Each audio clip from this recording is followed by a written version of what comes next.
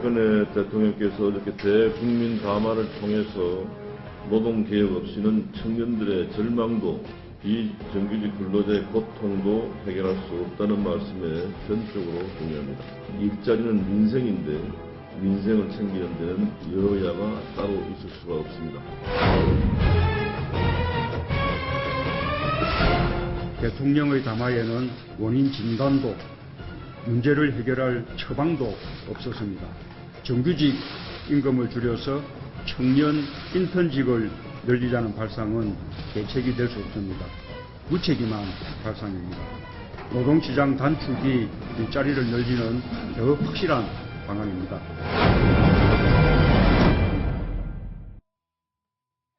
자, 잘하는 대통령, 꼴찌 대통령이란 제목인데 일단 화면에서 보셨듯이 박근혜 대통령이 지금 강력하게 추진하고 있는 이 4대 개혁, 그중에서도 노동개혁에 대한 여야 입장을 먼저 들어보셨습니다. 박성훈 논설위원. 네. 자, 결국엔 평행선을 달리게 됐는데 네. 결국엔 청와대에서 주도권을 주기가 어려운 상황인가요? 어떻게 보십니까? 우선 결론적으로 보면 그 낙관하기가 쉽지 않다. 예. 잘 되기가 어려울 것 같다라는 판단인데 노사정위라는 어떤 제도화된 틀이 있습니다. 김대중 정부 때 만들어져서 현재 그 정부와 새누리당은 여기를 통해서 어떤 노사 간에 지금 절실하게 필요한 고용 유연성이라든지 임금 피크제 이런 부분을 여기서 제도화된 틀에서 논의하자 이런 것인데 지금 야당이나 그 양대 노총 특히 민노총 이런 데서는 결국은 지금 정부는 임금을 깎아서 근로자의 상황을 열악하게 만들 뿐이지 이것이 어떤 청년 고용에 효과가 있는 것은 아니다. 따라서 오히려 필요한 것은 지금 재벌 개혁을 강력히 추진해야 될 때다. 뭐 이러한 그 굉장히 대립된 입장을 보이고 있습니다. 예. 근데 이런 상황에서 무엇보다도 국민의 지지가 중요한데 국민의 지지는 지금 현재 이따가도 보겠지만은 다소간 대통령의 호소에 대해서 조금 높지만 지금 이 정도가 아니고 60% 70% 되는 압도적인 지지로 밀어줘도 조직화된 대기업 노조의 강력한 그 민노총 또 한국노총 이런 데의 저항을 설득을 끌어올려면 예. 압도적인 지지가 있어야 되고 여기에는 무엇보다도 정부 스스로의 뼈를 깎는 듯한 자기의 희생, 자기 헌신의 결단이 정부에서부터 보여야 되는데 어제 대통령의 그 담화에서는 그 부분이 굉장히 미흡했다. 예. 이런 평가입니다. 그렇군요. 김정환 기자. 네. 실제로 국민들이 어제 대통령의 담화를 바라보고 난 뒤에 여론조사가 있었잖아요. 그렇습니다. 어떤 반응이 나왔습니까? 사실상 대통령께서는 절박한 심정으로 국민들의 공감을 호소했지만 이게 그렇게 팽팽하게 나왔어요. 공감한다, 공감하지 않는다가. 예. 구체적인 수치를 살펴보면요. 10명 중에 5명 꼴인 47%가 대통령의 담화, 그러니까 노동개혁을 골자로 하는 이 4대 개혁안에 공감한다고 답한 반면에 예. 상당히 많은 숫자죠. 10명 중에 4명 꼴에 해당하는 39.5%가 또 비공감, 그러니까 공감을 하지 않는다라는 취지로 답을 했기 때문에 국민들이 박성원 논설위원님께서도 지적하셨듯이 이것이 과연 현실성이 있느냐. 개혁이라는 취지에는 공감하지만 과연 이것이 제대로 하반기에 그 어떤 공감대를 형성하고 제대로 실현될 수 있겠느냐에 대해서 국민들이 좀 회의적인 것이 아니냐 그런 해석도 나오고 있습니다. 예. 우리가 그 얼마 전에 보면 공무원 연금 개혁 있잖아요. 국회에서 진통을 겪었다가 뭐 나름 안 한 것보다 낫다라고 해서 통과는 됐는데 결국 맹탕 개혁이라 소리가 나올 정도로 힘겹게 통과가 됐습니다.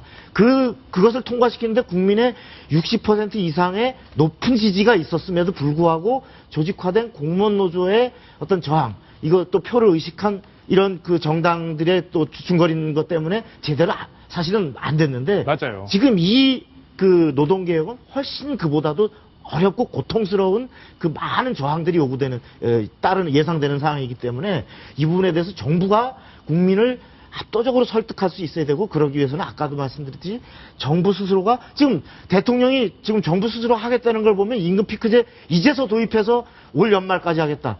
이미 민간 기업은 대기업의 경우는 47% 가까이가 하고 있는 겁니다. 예. 오히려 민간 기업보다도 더 공공 분야에서 더 개혁을 주저하고 기득권을 지키려는 이런 상황에서는 국민을 설득할 수 없다. 네. 예, 이렇게 봐요. 알겠습니다. 김태현 변호사께서 보시기에는 그럼 좀 묘수가 있어요? 이걸 돌파할 수 있는?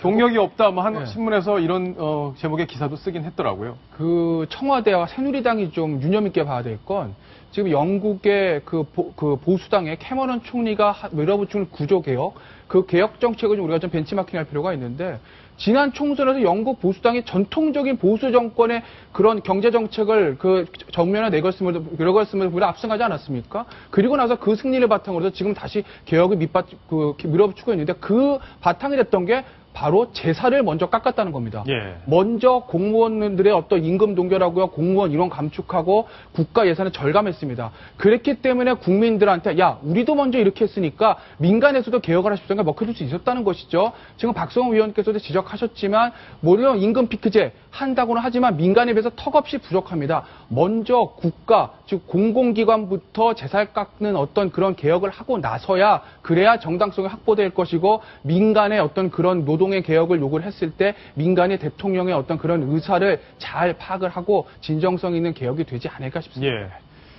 김정환 기자. 네. 저 제목에서 우리가 살펴본 잘한 대통령, 꼴찌 대통령 이걸 좀 봐야 될 텐데 네. 잘한 대통령 1위가 박정희 전 대통령인가 보네요. 네, 국민들의 평가가 가장 어떻게 보면 정확하고 예. 어떻게 보면 가장 무서운 평가일 것 같은데 세대별로는 조금 다른 양상이었습니다만 전체적으로 봤을 때는 우리 국민의 44%가 경제 발전을 이룬 대통령으로 박정희 전 대통령을 지목하면서 가장 나라를 잘 이끈 전직 대통령 1위로 뽑았습니다. 그 뒤를요, 국민과의 소통, 소박함, 그리고 권위주의를 타파한 대통령이라는 이유를 들어서 우리 국민의 24%가 노무현 전 대통령을 나라를 잘 이끈 대통령으로 꼽았고요. 예. 바로 그 뒤는 외환위기 기억하시죠? 97년 우리나라를 정말 그 충격에 빠뜨렸던 그 외환위기를 98년에 15대 대통령으로 취임하면서 잘 이것을 해결했다 해서 14%가 3위로 대통령, 잘 이끈 대통령으로 뽑았습니다. 그렇군요.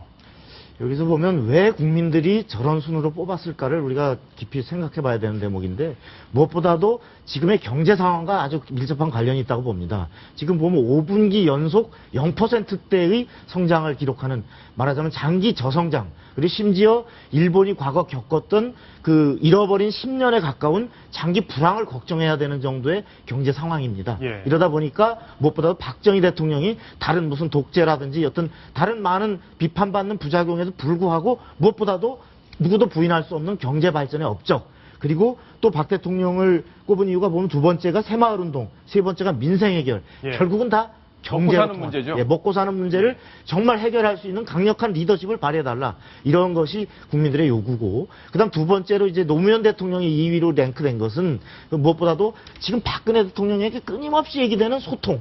그 소통은 단순히 무슨 스타일의 문제가 아니라 아까도 얘기했듯이 노동개혁을 하나 이루기 위해서 경제 지금 활성화를 위해서 절실한 노동개혁을 이루는데도 바로 필요한 것이 국민과 소통하고 국민 얘기를 듣고 바로 설득하는 그러한 모습인데 바로 어제 그런 가장 중차대한 4대 개혁 중에서 첫 번째로 노동개혁을 장시간 얘기를 하면서도 그 부분에 대해서 국민들이 궁금해 여기는 질문 하나 받지 않고 그리고 앞으로 야당을 노동계를 어떻게 설득하겠다라고 하는 아무 비전 제시가 없는 상황 이런 부분이 바로 국민들이 답답함을 느끼는 그래서 노무현 대통령을 그 소통한 24%로 이렇게 꼽은 이유가 네. 될 것 같습니다. 그리고 이제 간단히 첨언을 하자면 제가 이제 국민들 연령대별로는 대통령에 대한 평가가 좀 달랐다고 말씀드렸잖아요. 그러니까 50대 이상의 중장년층 같은 경우에는 압도적으로 1위를 박정희 전 대통령을 꼽았지만 또 저연령층 그러니까 젊어지는 연령층일수록 노무현 대통령을 또 꼽았다고 합니다. 뭐 예. 예상 가능할 수 있는데요. 이제 먼 나라이긴 하지만 정치 선진국인 미국의 경우에는 비슷한